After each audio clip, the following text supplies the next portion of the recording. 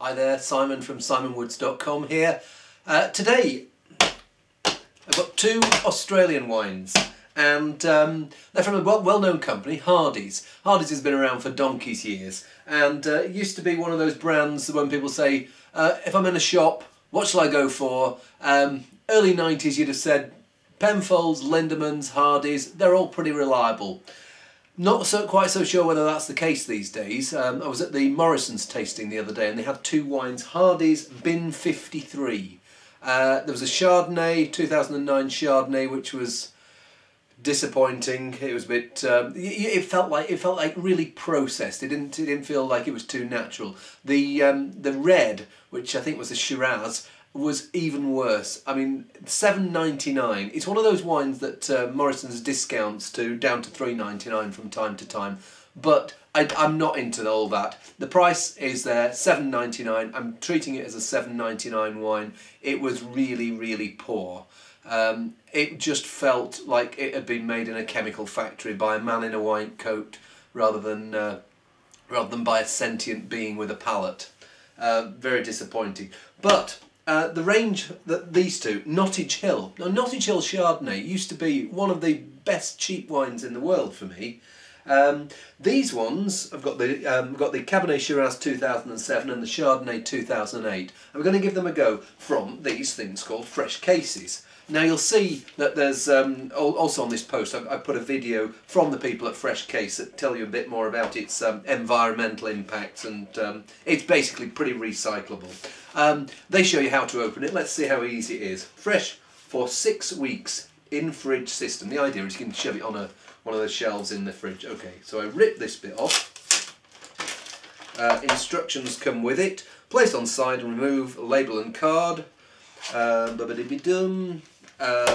Turn it, so tap. Ooh, there's bits of it falling off. I have no idea what that is. It looks like a bit of it's broken. Friend of mine's a doctor. Actually, it's my cousin. He's a doctor in Australia, in Melbourne, and one of his party pieces used to be giving birth. The esky, not the esky, the wine cask giving birth. Oh, that seems to have come out, and I think I'm supposed to pull it till it clicks. No, I don't know, but that seems to be out reasonably well. Pull tap forward firmly until it locks into position. That's pretty well locked. And remove tap cover. There we go. Come on, off you come. It's got the equivalent of 3 bottles of wine in here, so if that lasts you 6 weeks, then either you're a slow drinker or you don't have very many friends. Oh, you'll see this is very easy to get off. There we go. Righty-ho. Okay, we are in business, so let's give it a go. So the Chardonnay.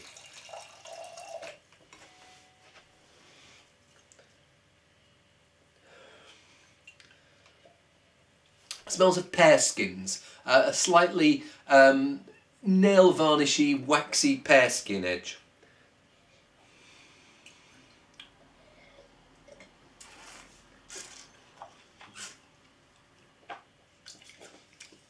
That's a lot better than the Bin 53 from Morrison's was. And I think, I'm trying to think of the price of these. I think we've got it on the side here. $19.99 for equivalent 3 bottles, so £6.66. So it's cheaper than the Bin 53, but it's better wine.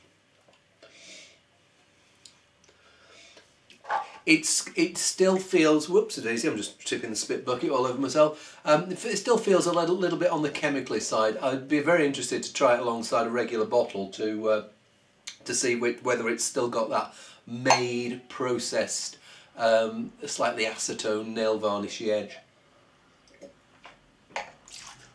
But overall, not bad. Not good, but not bad. It's my father-in-law's 70th birthday this weekend, so I think rather than keep it in the fridge for 6 weeks, we'll end up taking that along. Okay, and the Cabernet Shiraz. Now, having cocked up the first opening, let's see if we can do this one a little more. Oh, now, this is different. I suppose it's like this because I'm not going to have to put it on in the fridge. Although in some places, I don't know how you feel about wine serving temperatures. There's some restaurants I go to where, now what do I do with this? Stand upright and locate, press there, pull it forward.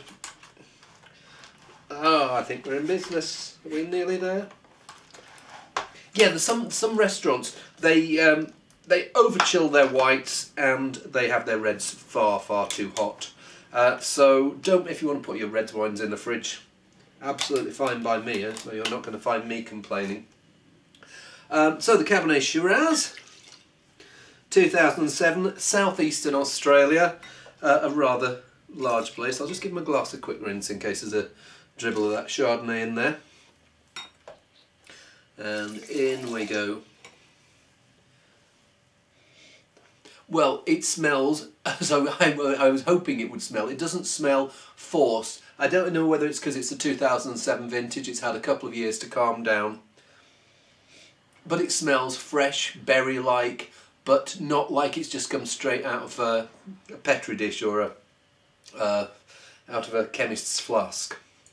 It smells quite good.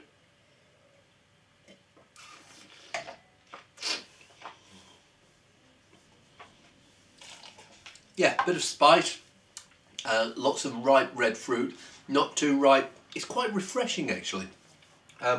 It's come out of, it's a cold November day here. I haven't put it near anywhere to warm up. It's a really nice, what I call slightly cool room temperature. Because there's this thing about serve wines at room temperature, and room temperature serving originated when before people had central heating, when people wore thick layers of woolly underwear and lit the fire and huddled round it. But certainly, I mean, Hardy's, yes, I didn't think they did too well with the Bin 53 wines, but good to see that the Nottage Hill standard is up to what I'm expecting.